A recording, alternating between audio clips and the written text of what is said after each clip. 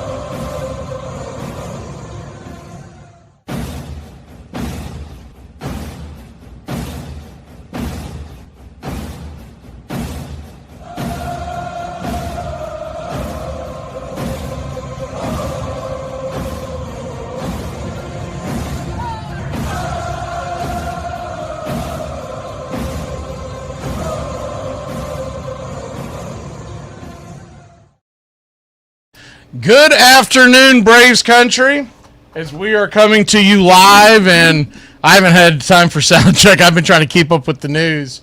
Well, here's another one. Willie Castro is going to the Chicago Cubs. So that has just been announced. We're trying to catch this up as we go, as I'm welcoming in Facebook, and we open up the screen on YouTube. Hopefully y'all can hear me loud and clear on the YouTube channel. Trying to get the TikTok going as well, and I know we're going live over several radio stations right now.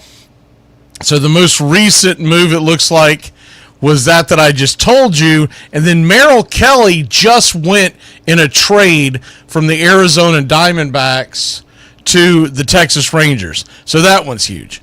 So we're going to go over these trades, and I'm going to try to do the best that I can. I'm saving the Braves for last because I'm expecting that we're going to get some movement at the end, but I'll tell you what, if they don't do it, you got to scratch your head on why Iglesias wasn't moved and why Ozuna wasn't moved. Ozuna's technically in the lineup right now, but we all know they can change that at the very last minute. But as of right now, he is in tonight's lineup. Tonight we're going to do the trade deadline show. We're going to end this about 15 minutes after the deadline season when everything comes flooding in. And then we'll set up the pitch-by-pitch, play-by-play over on YouTube, Braves and Reds, and we'll continue to discuss this. And we'll play the audio replay as much as we can leading up to first pitch. So I got a lot of balls in the air. I haven't even filled out my lineup sheet or nothing because we had all kinds. There was supposed to be a couple of folks here with me today, and they both had huge pressing things that they could not avoid, and so I just told them don't worry about it. I'll do the whole 9 yards. I'm also doing the studio, the producing, everything. So like I said, hopefully everybody can hear me because normally I do sound check right as we're coming in, and I didn't have a chance to do that. All right. I don't even know where the hell to begin. I mean, this Major League Baseball trade deadline is just flying. Let's start with the division, the National League East. And if I see things pop up on the screen, I've got all my monitors, got 3 monitors as I shift my eyes around the room, trying to keep an eye on if anything breaks. But one of the more recent moves was Ryan O'Hearn and Ramon Laureano to the Padres. Laureano is really being sent out there as a complimentary platoon piece. O'Hearn is one of the better designated hitters on the market, and that's why I'm saying if they don't move Ozuna, it's their own fault because the Padres were interested on Ozuna last week, it was well documented.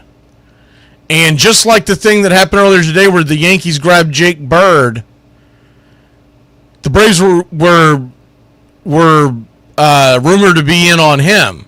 And evidently they're not willing to give up what these teams are wanting, and you got to start moving pieces. The season is cooked, so you got to start looking for next year, and I would have loved to have had Jake Bird. We'll see how that plays out. All right, number one, the Mets. They got the Ryan Helsley deal that was done, and Tyler Rogers really helps fortify their bullpen. Along with that, Cedric Mullins today, a outfielder that is starting to hit a little better. He's been down and he's been up throughout his career, but he's still a good complementary piece to put out there in the outfield for the Mets. So I think they've done a good job so far, and I still think there's a chance the Mets make a big move here in the last 25 minutes before the deadline. And remember, when the deadline hits at 6 p.m., there's still probably moves to be announced. Usually 10, even 15 minutes. I've even seen as late as 20 minutes after the deadline, there will be things announced. Because as long as they get the paperwork into the office, into the MLB office, by 6 p.m. Eastern, they're good to go. It doesn't have to be announced by anybody. It just has to get into the office. So everybody's wheeling and dealing right now. You'd think, looks like the Dodgers are going to grab Alex Call. So that report is coming in, and here's another trade alert. See if it's the same thing. The big one earlier today was the Carlos Correa trade. We'll get into that in a second. I'm trying to do this in order because if not, it's going to be just helter-skelter. So, Tyler Rogers, Cedric Mullins, and Helsley to the Mets. Those are three pretty big deals. The Phillies went and got an outfielder, Harrison Bader from Minnesota. I think he's a good defender. I don't think he's much of a hitter. But they wanted a right-handed bat to be able to platoon out there in the outfield, and so he meets that requirement. He's not anything that's going to jump off the board, but he is a good defensive player and a very good base runner for the Phillies. And then they went and got their guy in the back of the bullpen, Joan Duran. Now, I will say this about the Phillies. I would think that they're going to try to make some more moves because their bullpen, compared to the Mets bullpen, and they're going head-to-head down the stretch with the New York Mets. I just don't think there's any way on God's green earth that you're going to be able to compete that bullpen versus the Mets bullpen if y'all end up in a series in the postseason. Because the Phillies bullpen has been very suspect. But there's a couple of good pieces there, but I would think they would at least want one, maybe even two setup guys to come in there, but they did get their closer. All right, Texas got Merrill Kelly. We talked about that. Back to the NL East. Finnegan and Soroka and Ahmed Rosario all moved by the Nationals. We're expecting more to be coming in. All right, we move off the NL East. You go to the San Diego Padres. They've had a huge day, and I love the moves they've made. Mason Miller, he's one of my favorite players in Major League Baseball. He goes to the Padres. It's going to suck. I'm telling you right now, as a Braves fan, and any Braves fans that are watching or listening, it's going to suck trying to get through the National League the next several years with Mason Miller in the back of their bullpen. He's the kid that for the Athletics, if you remember when we played them earlier this year, hitting 104 on the radar gun with ease, and he's lights out. He'd been rumored last year, but it ended up being much ado about nothing. The rumors started coming out this year, and why did the Padres get him and other teams didn't? They gave up the number 3 overall prospect in Major League Baseball, a shortstop, in Leo DeVries. So that's why it happened.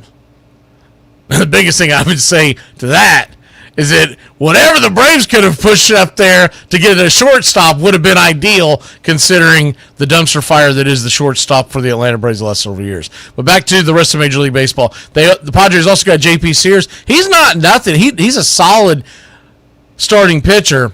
He's a southpaw, and he will give you good innings. And though he may or may not be in the plans for the postseason in your short rotation that you get, he could definitely come out of the pen. And I think he was a great. that was someone else that I was eyeing before this deadline hit. Freddie Furman, we just saw him. Before y'all misunderstand, not Freddie Freeman. Freddie Furman, we just saw him behind the plate, Kansas City.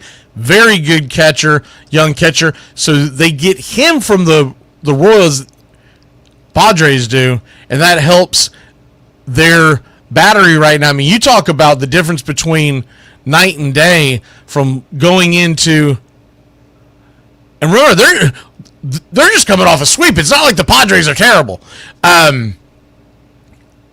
They are adding Furman behind the plate, and then they get the closer in Miller, J.P. Sears, the starter, and then they go out and they get Laureano and Ryan O'Hearn. I mean, this is an embarrassment of riches. I love the way the Padres run their team. I really do. They go after it. They don't worry about keeping assets long-term, et cetera, et cetera. Mariners, they've been busy. The Seattle Mariners, if this has gone a little bit under the radar, they went and got Caleb Ferguson, left-hander. They added Josh Naylor, and of course the big one today, Eugenio Suarez, third baseman. So they get some pop in their lineup. Eugenio Suarez returns home, and that should be a fun one to watch. So far, we're looking at the Blue Jays, some of the moves they've made. Shane Bieber and Sir Anthony Dominguez helps their pitching quite a bit. Bieber just came back off the IL, but he's looked pretty good, and we know he's got the track record. And Dominguez, though he can be kind of up and down, kind of helter-skelter, you never know what you're going to get from him.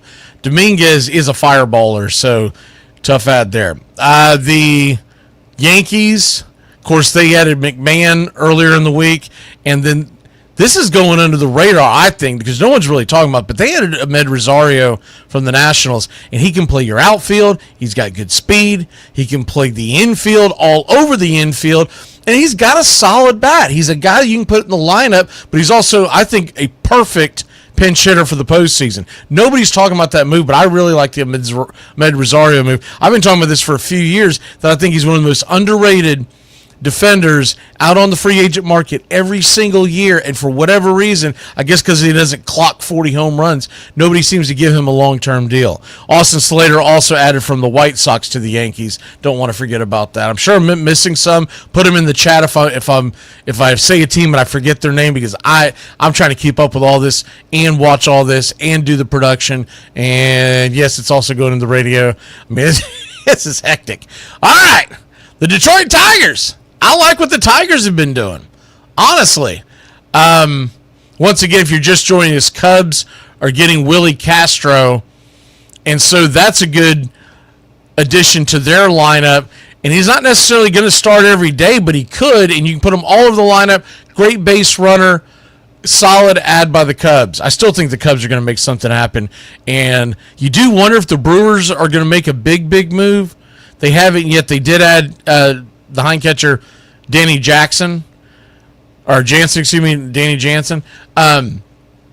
But you wonder, they're not typically going all in to bring players in, but that's a damn good baseball team. The Milwaukee Brewers, since about midway through the year, they're the best team in baseball. And do you want to continue to play these games where you don't add things and you go into the playoffs because, hey, we're going to make the playoffs, and, hey, that's great and everything? At some point, I would think that the Brewers would want to go for it. So we haven't seen that kind of move yet, but you never know. We still got 15 till the deadline, and a lot of stuff after that will be announced. Okay, Detroit Tigers, Finnegan, closer, Paddock, Dobnik. So you got a starter. You got a long man who could start in Dobnik. You got the reliever, Sewald. And, of course, they got Montero. They might trade him and they might DFA him, because if they continue to add players, Montero is probably going to be brought in as the very back end of the bullpen. Here's the thing with Montero that they've been saying about him, is that his biggest issue, reason why teams are able to take advantage of him, is when there is a runner at second base. That's why it drove me nuts the other night when they had him in pitching in the extra innings because you got the ghost runner, right? When there's a there's a runner at second base, he has been tipping his pitches, and the whole league knows it. And when you know that splitter's coming, it's a lot easier to lay off. If somebody can fix that, Montero has the stuff. The problem is nobody has been able to fix him. It's been happening for a while now. So can the Tigers fix him? They're going to take a shot at it, it looks like. And then if they don't, they're just going to kick him to the curb. They didn't lose much in it. The Braves didn't get much back. What the Braves, for you Braves fans that want to know what we're trying to do, we're trying to move some guys who have salary. And I think at this point it's going to be whatever we can get for them as far as a prospect. That's great, but the big thing is to get the damn money off the books. We'll see how that plays out. Cubs also added Soroka, in case you missed that earlier today.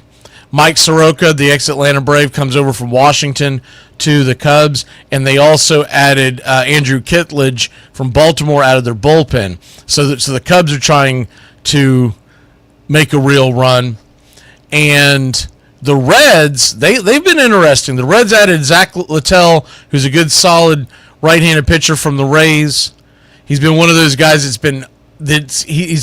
kind of a tweener on whether or not you think that he's a long reliever or a starter, but he's been pretty good as a starter from time to time. He'll have his ups and downs, but is some of that because of him playing down in Tampa, and they've been basically playing on the beach all year.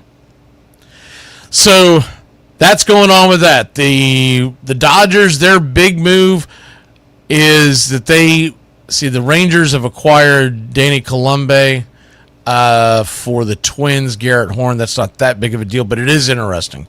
The Dodgers got Brock Stewart, who's a reliever from Minnesota. I still think they're going to do something big. They haven't done that big move, but I still think they're going to do something big. See what else we have here. Boston. They brought in Steven Matz from St. Louis. So St. Louis is really a conundrum, in my opinion, because you look at the standings, and St. Louis, yeah, they've fallen back, but they've only got a couple of teams in front of them. But I guess they are right now 5.5, 6 games in the loss column behind the Padres, and I guess that's it. There's just like, it's over. We're done. See, the Boston Red Sox, here we go. They're acquiring Dustin May from the Dodgers. So that could be an interesting move. I know he's been up and down, but does that mean the Dodgers are bringing somebody in? Because if the Dodgers are moving May, and they've had a lot of injuries in that rotation, and I know they're getting some guys healthy, but are they about to make a big move? So you wonder what's going on there. Where did I leave off at here? Brock Stewart, Steven Matz. I think we talked about the Urias and... Oh, I believe I missed this one. We talked about Carlos Correa going back to the Astros, which is huge. And it looks like he's going to play third base, if you're wondering about that. Pena's currently injured, but when he comes back, looks like he talked to them, and he said, I'm fine with playing third base. I do wonder if they're going to move Pena in the offseason. And I'll tell you why I say that. He changed his... Pena, he changed his agent fairly recently.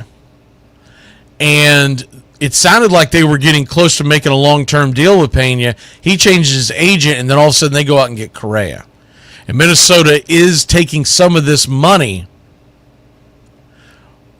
but it's not a lot, and I can't understand how a team who's been penny pinching the last year or so is all of a sudden going to say, yeah, we'll bring in Correa, and oh, by the way, we're also going to go ahead and give Pena a big deal. What's this? Kansas City Royals are acquiring left-hander Bailey Falter to the Pirates, from the Pirates. That's a big move. That's a pretty big move. Bailey Falter, if y'all have been paying attention, he's been pitching pretty well. And this may not be, look, the Royals right now, we just saw them. They're still 3 games out, but that could be a move that could be signaling something else in the back end of it. But Bailey Falter getting sent, that's an interesting move as the Royals bring him in. See, Ramon Urias, now that it seems like a whole lot of nothing, Ramon Urias going to the Houston Astros last night. But he's a guy that you can bring off the bench because it looks like that their big move, Paredes, from the Cubs earlier this year when they sent Tucker to the Cubs, it seems like that what they're saying is that he's done for the season. So he is absolutely done for the season. All right, where are we at on this? We did that one. We did the Mason Miller. Have we?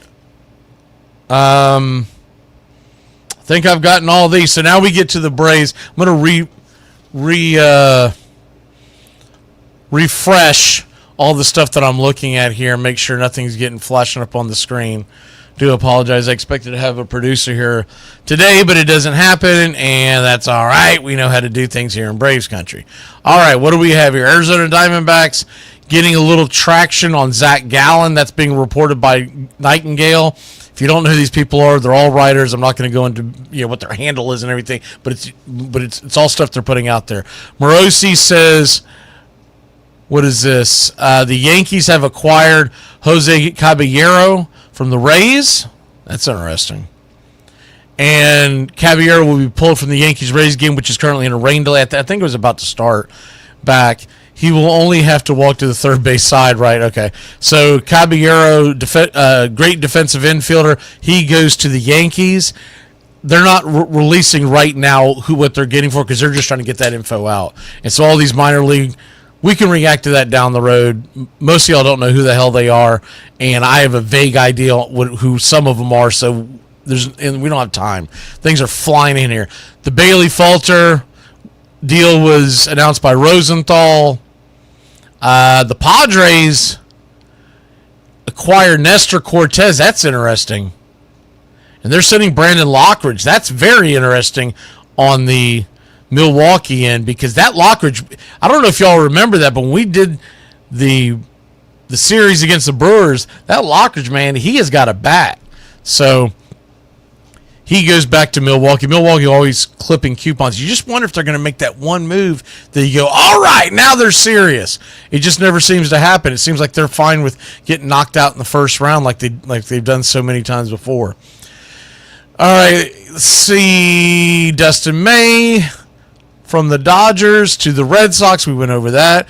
Alcantara is staying put in Miami. That's what the rumor is right now. One of the Miami Marlins, what's his name?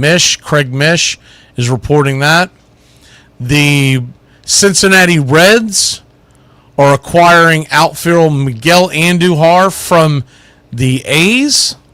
Wow. That's a move, and they're not even flashing that down, but that kid could be a good corner outfielder. I say kid, he's been a veteran for a while, but good corner outfielder that could hit. He played third base at one point, and you do wonder if this is a part of thinking about platooning, but I don't think he's played third base in quite some time, so there's no way I can see that happening. But it's interesting. It really is interesting. See, the Cortez deal we've already talked about. Sandy Alcantara is staying put. That's what they're saying. Ozuna took his regular round of BP, is now shagging balls at first base. Less than 15 minutes to go. So you do wonder what the hell's going on there. And, I mean, I cannot believe that they are not doing anything with Ozuna. It seems, first of all, the only reason why I think Ozuna may not be getting traded is, will he not be able to pass a physical? And if he's not able to pass a physical because of the earlier injury, then it's lights out. But you would think somebody would want Raisel Iglesias, even if he's at the very front of your pen, to eat innings. I mean, get him off the books. My God, if somebody will pick up Montero, why the hell wouldn't they want Iglesias? When it's all said and done, I believe that there are times where the Braves front office outthink themselves. And I want to say that they're getting cute, but they're trying to basically short the stock, right? And they do this a lot when they need somebody. When you're trying to get rid of somebody, I mentioned this yesterday, but it's like a game of musical chairs, and eventually the music stops, and you don't have a seat. Nobody has a need for player X, player B, player Y, player Z, player J, right? And Ozuna and Iglesias not getting moved at this point, man, unless they get one hell of a haul, it's a really, really big disappointment for Braves country. But we'll see what happens here. Like I said, the deadline's ending here in like 3 minutes, but they'll continue to shuffle in all kinds of information. And I'm going to make sure to stay here on with you till at least 6:10, 6:15, unless it just bottoms out. Here we go. Phil Matone becomes the latest reliever moved. He is going to the Rangers from St. Louis. The Tampa Bay Rays, man, this is interesting. They have acquired Adrian Hauser, who's had a hell of a year. And I can't believe that it's the Rays that end up with them. I mean, I know they're 3 games out, but they seem like they've been selling. It's all we've been hearing about. And now all of a sudden the Rays, that is one of the trickiest organizations in sport. I'm not talking about baseball, football, basketball, hockey, soccer. In sport, the Tampa Bay Rays are one of the trickiest teams you'll ever run across, and I wish that they would just poach the hell out of their front office and bring them to Atlanta. All right, let's see what we have here. I think a lot of fans probably believe that. See, trade deadline, keep going here. Matone to the Rangers, see if anything. A lot of this stuff I'm just reading out loud because I come across it and I'm not going to try to filter it. Try not to give y'all a bunch of uhs and ums and ers. See who we have here. We got, is it 2 minutes left? Less than 2 minutes? We have officially, it's 1 minute, 60 seconds till the deadline. But once again, you're going to get other movement. I want to refresh this other one to make sure. Pretty much have the same people on it, but I want to make sure there hasn't been anything else. Luis Robert will not be traded, but everybody knows that. I mean, this is some guy. You know what? These guys, here we go. Cubs are reportedly acquiring Taylor Rogers. He is the left-handed brother of the right-handed Rogers that went to the Mets. Taylor Rogers, the Cubs are acquiring Taylor Rogers in a trade with the Pirates. Confusing because the picture that they put up there on MLB Network has him wearing a Reds jersey. But anyways, Andrew Heaney, the Pirates will not be trading Heaney or Santana. No, they're not trading Heaney now because they need someone to pitch because they just got rid of Falter. See what we have here. Let me see if anything else is coming in. There's got to be something. There's always some late ones that come in. So we'll stay, like I said, we'll stay on here for a second. I'm going to try to catch up with the comments over here on Facebook. I can kind of see the ones, well, put my glasses on, see if I can make out the ones that are over on TikTok, but they're pretty far away, and I don't want to bring the phone that damn close to me. Nobody wants to see an up-close version of me. What do we have here?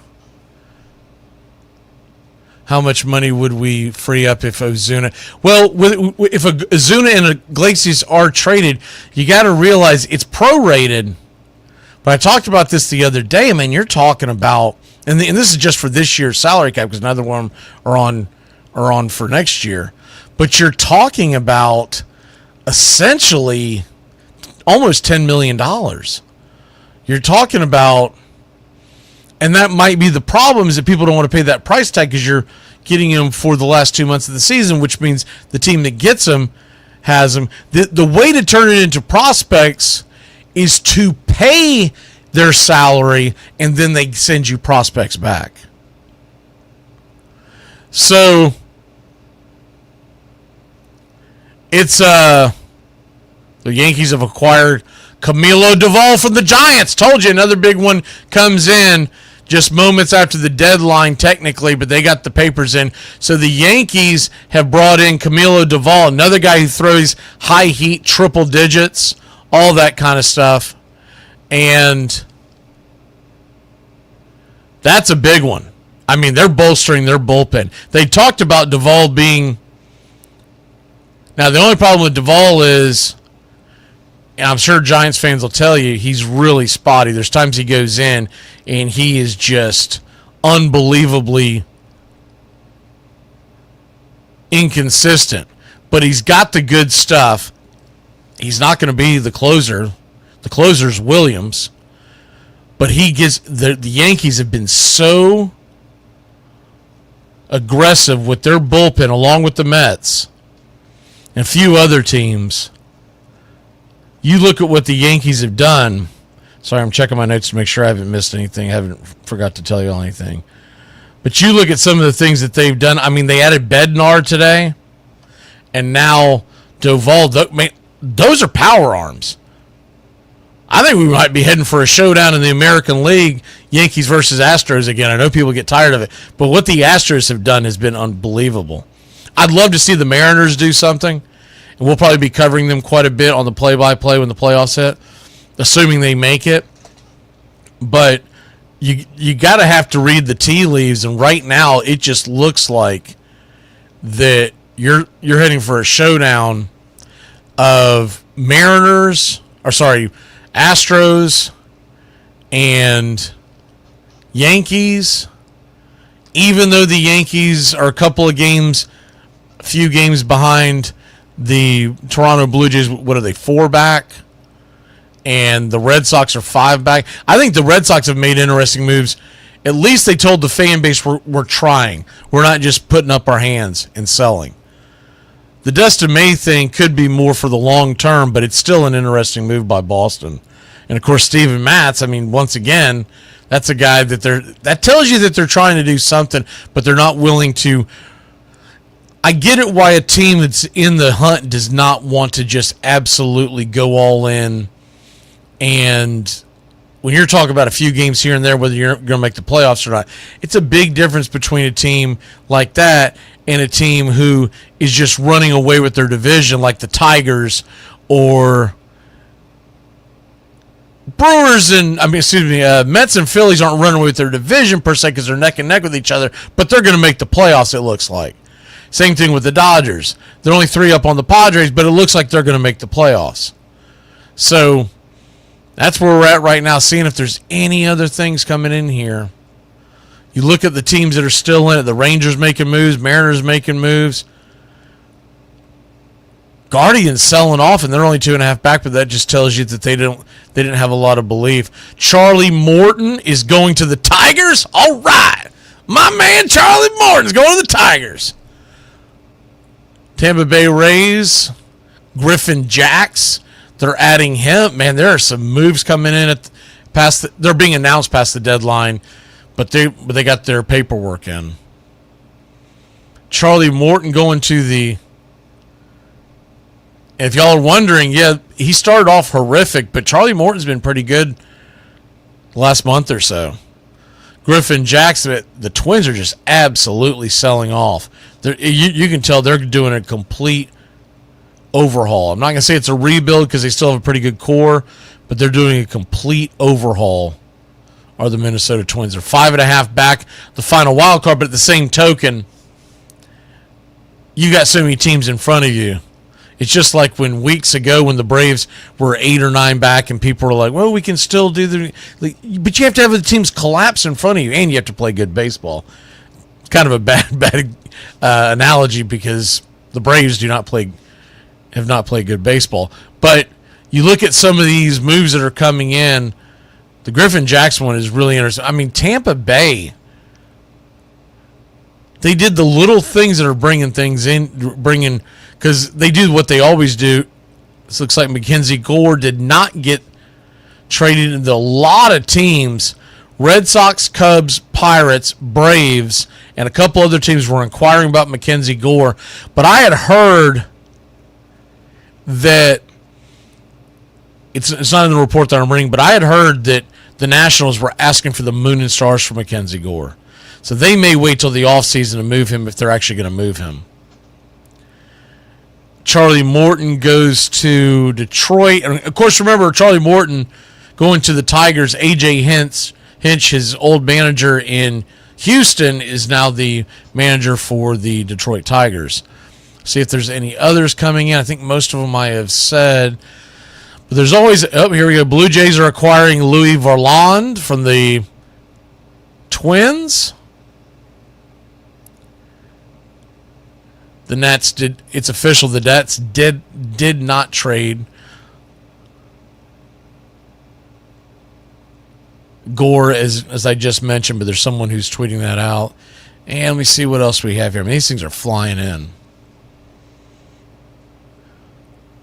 Taylor Rogers, if you missed that, he is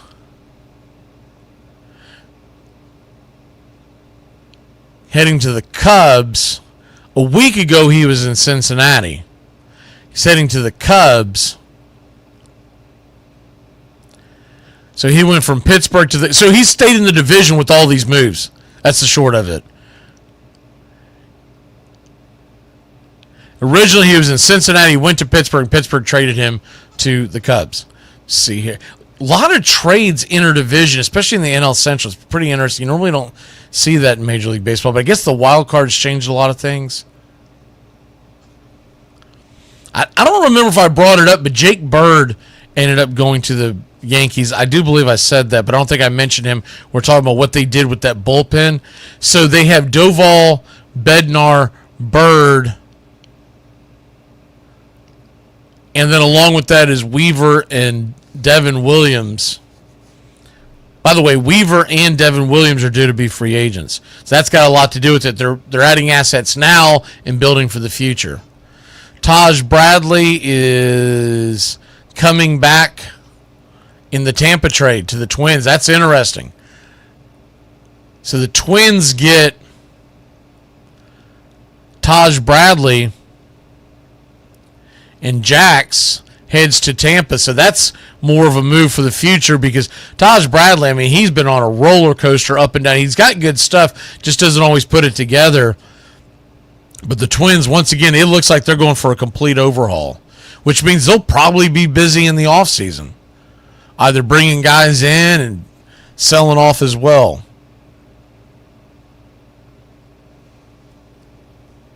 Trying to see what he's talking about this. I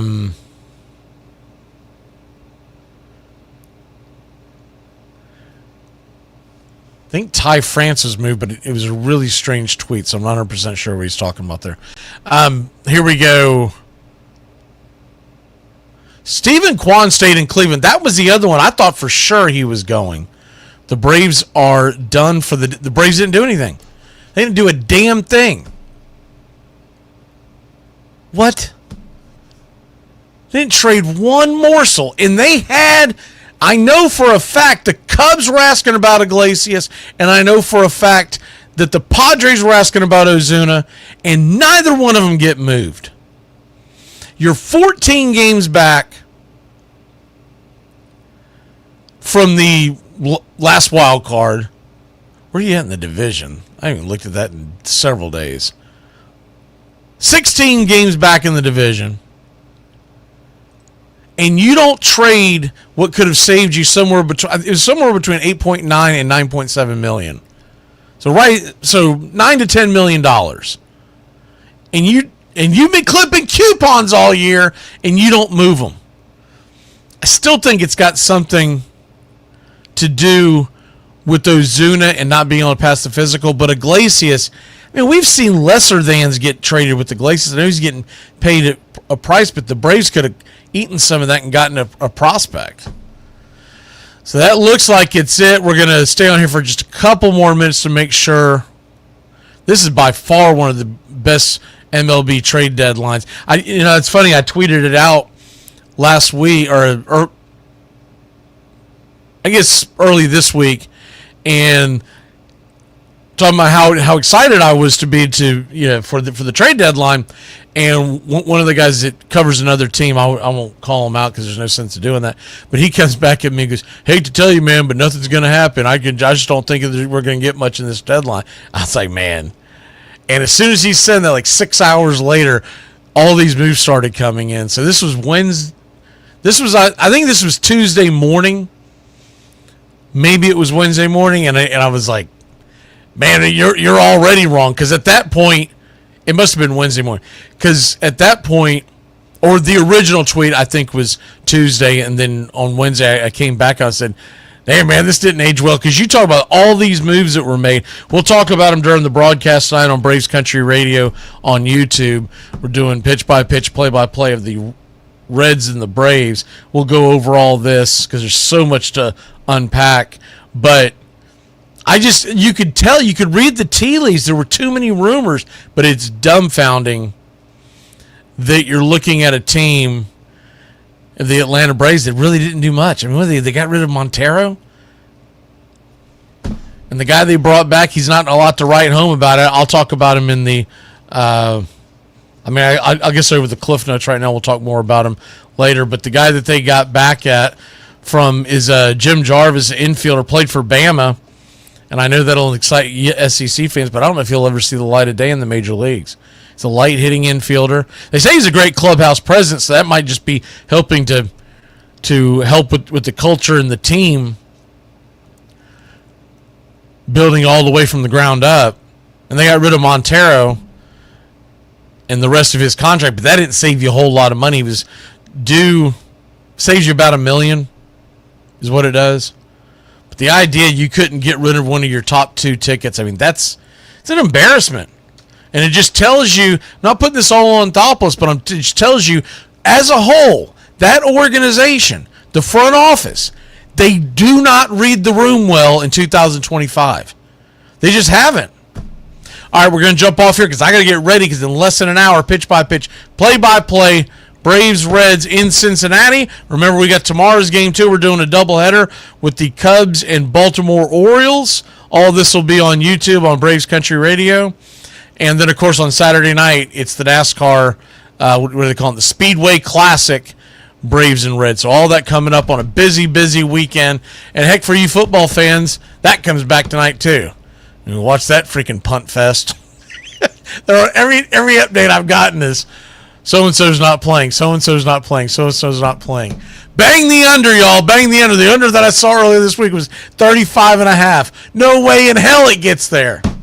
More on that when we start our football shows. Starts a week from today, Thursday and Fridays at 9 a.m. on YouTube. We'll be on doing our football cover the spread shows. All right, y'all. Have a good one. I'm exhausted.